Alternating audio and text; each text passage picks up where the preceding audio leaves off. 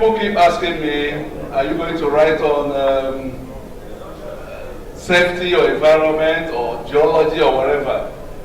But really, I felt more compelled to write about societal issues, particularly when I observed what happened in 1994. That memory still haunts me till today, and that was really the major motivating factor to put all my essays into a book form.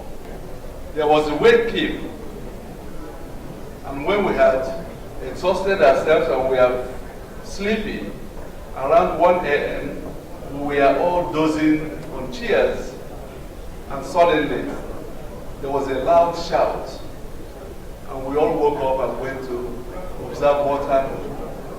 While this man was lying in state, 2 young boys were pulling off his shoes from a dead man lying in state. I really felt we had gone down the pit, and I felt it would not be good on my part if I did not want the current generation to know that Nigeria, we had cherished values. Values that will make you feel proud of yourself as a human being. Sir Jonas Odocha, author The Way We Are, Ideas for a Better Nigeria, at the launch of his book in Abuja, December 6, 2012, articulating why he had to put his writings over the years into a book. Obviously, as a former Group General Manager, Human Resources of the NNPC, Sir Jonas Odocha's book launch attracted retired and serving staff of NNPC, including former company physician, now Group Executive Director Services of the NNPC, Dr. P.S. Mado. Dr. Mado delivered the message of the Group Managing Director of NNPC, Engineer Andrew Yakubu. On behalf of management and staff of the NNPC, and it's also his desire and hope that more people would also write books, serving and retired people would also write books. He also said that he was hoping that he will see that I'll see many NNPC people here. And indeed, I'll be happy to report back to him that I did see many of our colleagues serving and retired here. He's also asked me to tell you that we will continue to support the cause of this book. And for today, for this purpose, he said that we are going to pick 500 copies of the book.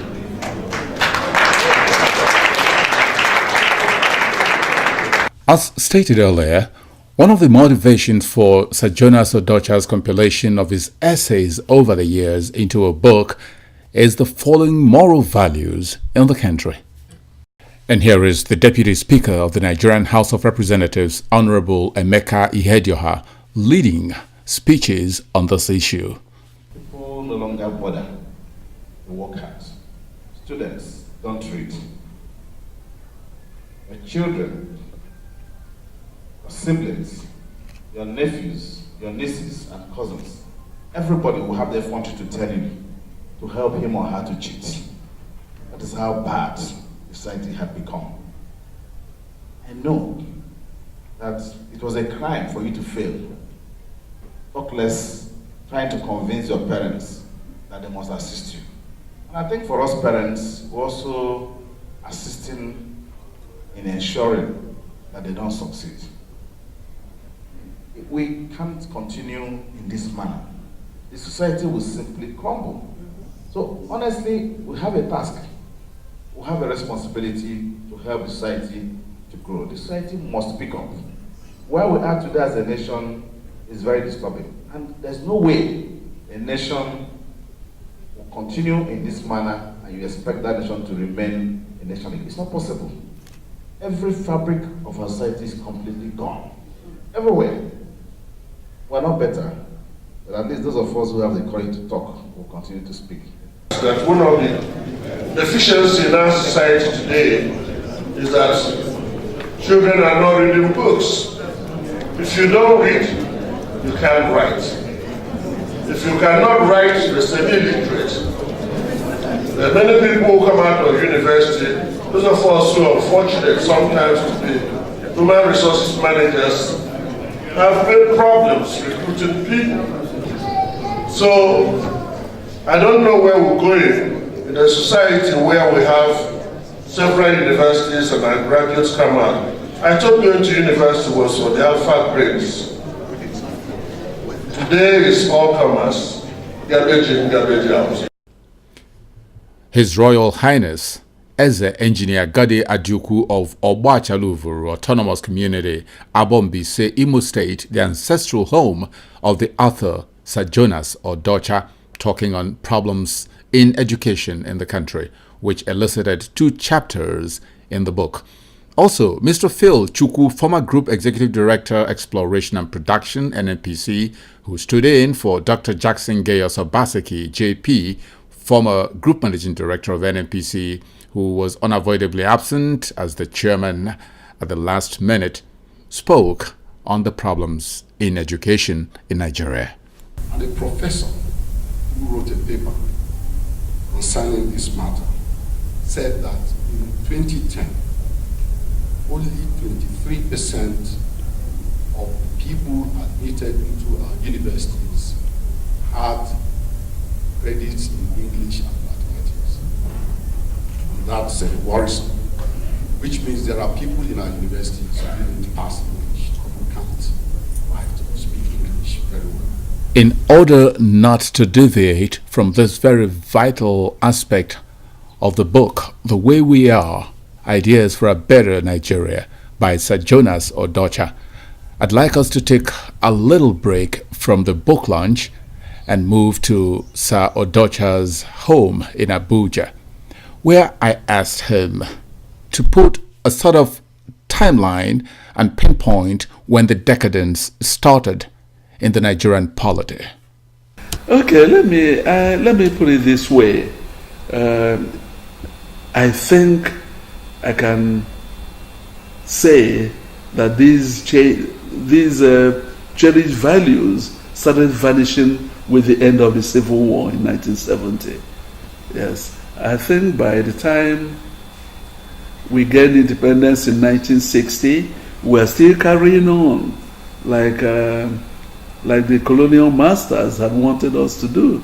And by the time the military intervention came in 1966, leading to the Civil War, and during the Civil War and after, immediately after, I think everything just went haywire.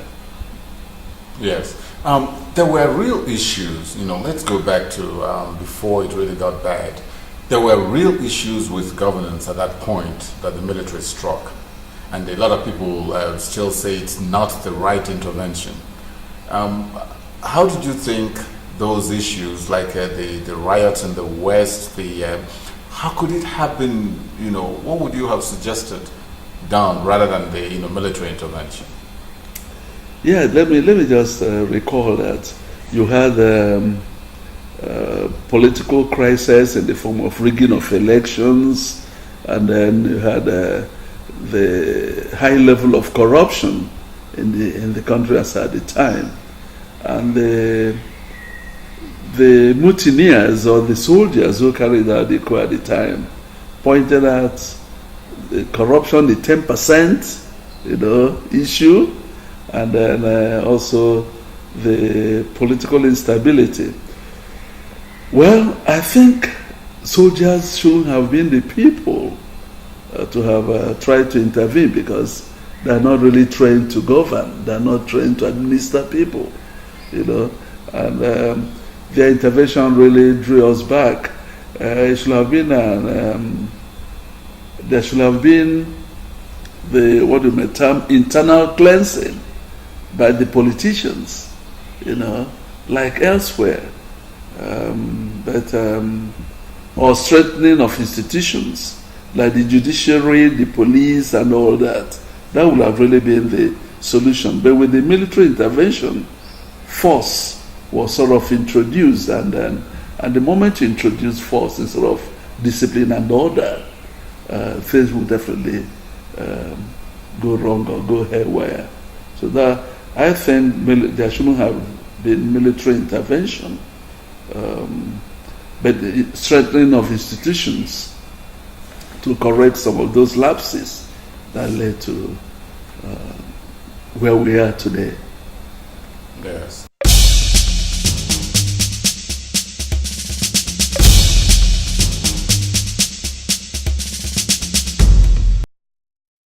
The Way We Are, Ideas for a Better Nigeria, is a 265-page book of 27 chapters dealing with political, social, and economic issues in the country today.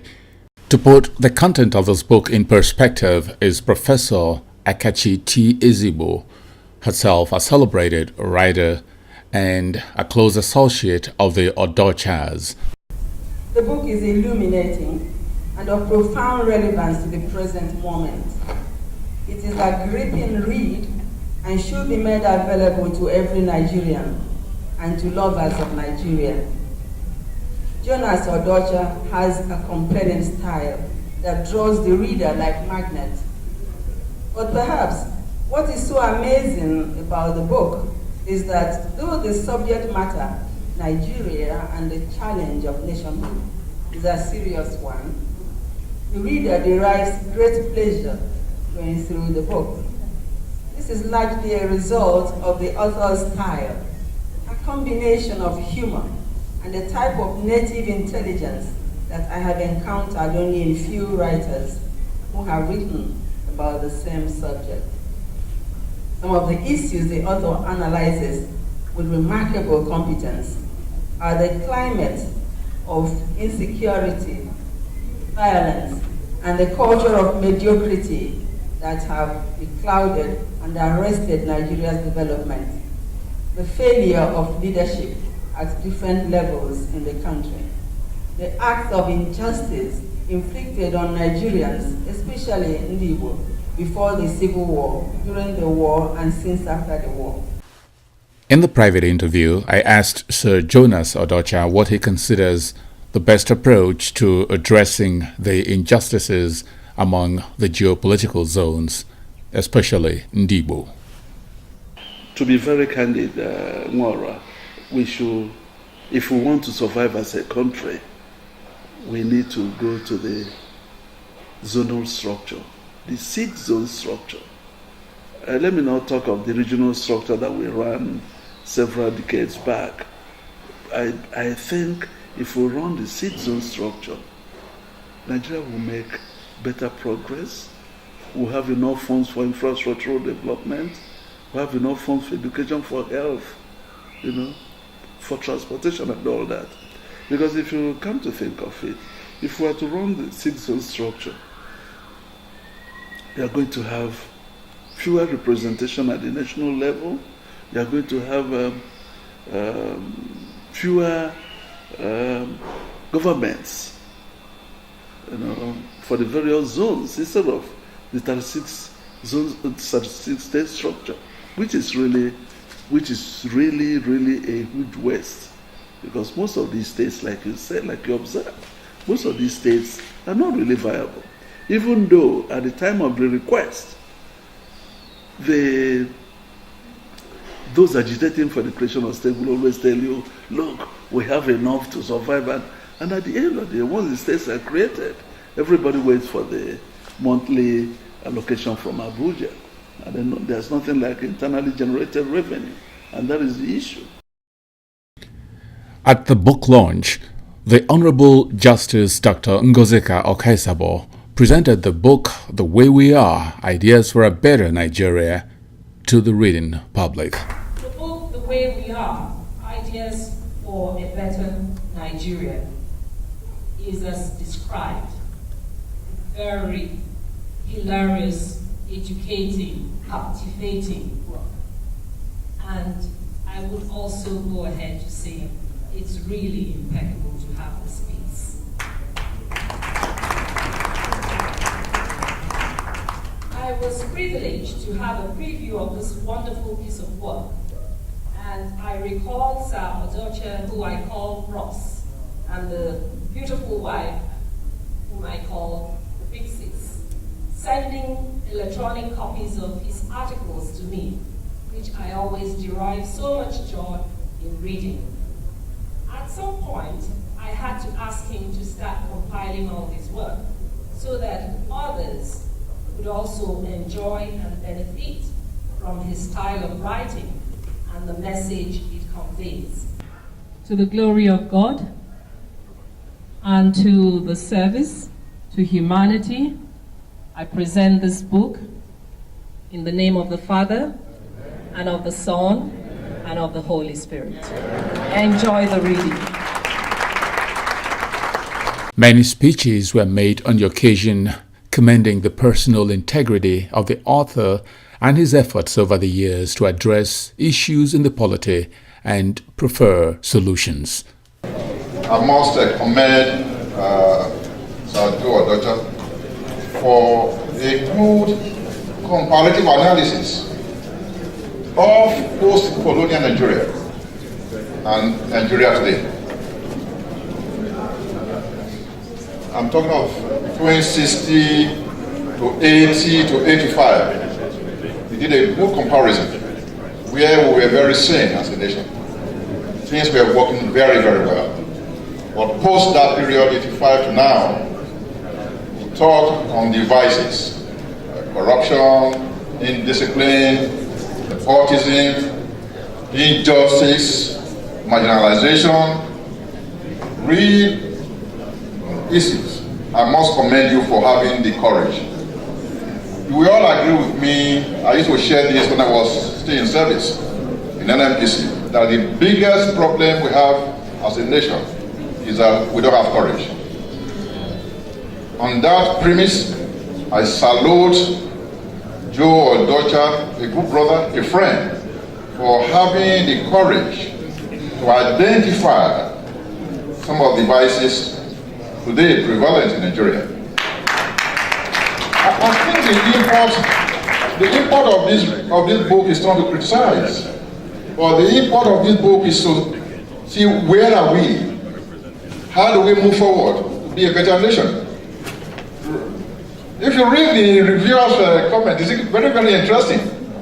Talk of several probes, several panels, all the reports are all outstanding. I pray before the next book, we have those results. His Royal Majesty said that he will discuss with the author as to his appreciation of this book. On behalf of myself, my friends, those I work with, and just to donate this. On behalf of your siblings, their wives, their husbands, we would like to take 20 copies. Sir Jonas Odocha, who we used to call Jupai, has been a mentor to me and to many of us. He was our prefect at school. I'm representing the Nigerian Mining and Geosciences Society, this gathering. Chief Akin George, President of the Nigerian Mining and Geosciences Society, an association the author belongs to as a fellow and a past president, decorates Sir Odocha and his wife, Dr. Ngozi Odocha, with insignia of fellowship of the society. With the power conferred on me as the president of a great society, I hereby decorate you with this pin. Bring down so that your hands will. Yes. And I'm giving you the number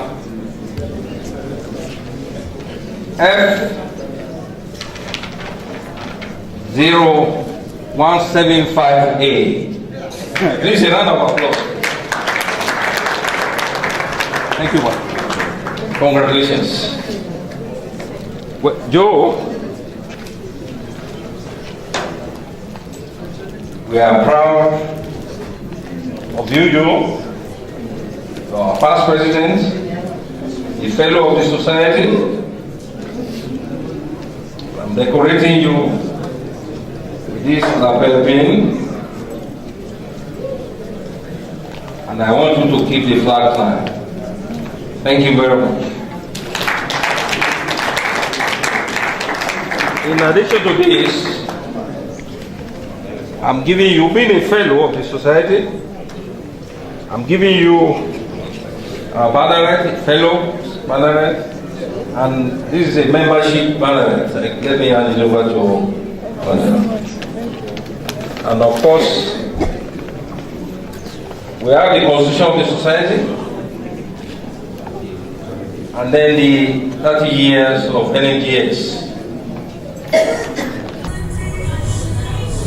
Despite the gloomy picture painted of the affairs in the country at the book launch, these pupils of Yasmin Primary School, with their performance, seem to look boldly at the future.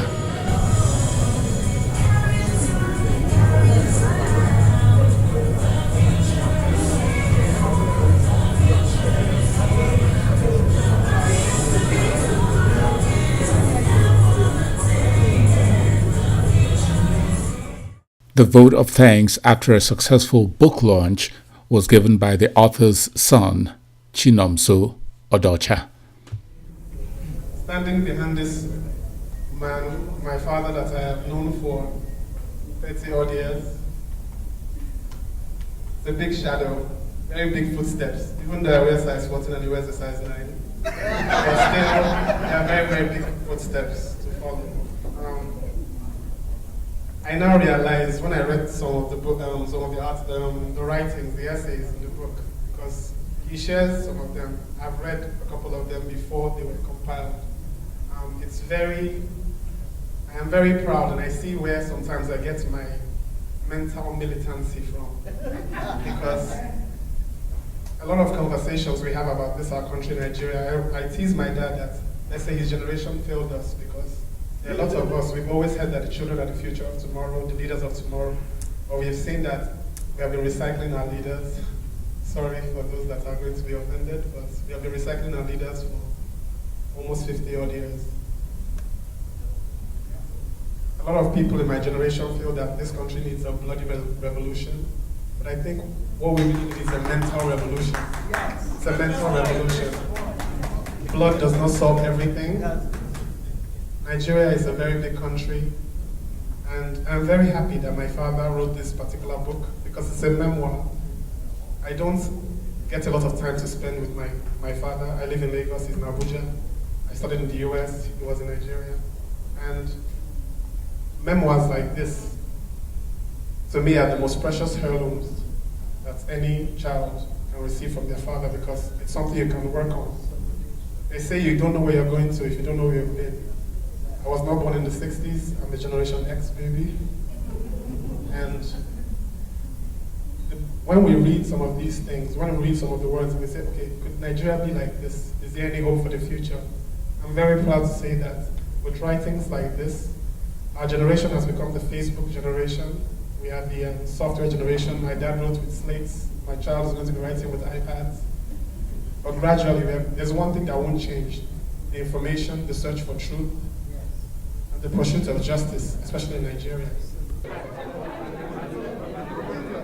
Many of the guests lined up to congratulate the author and get their books autographed.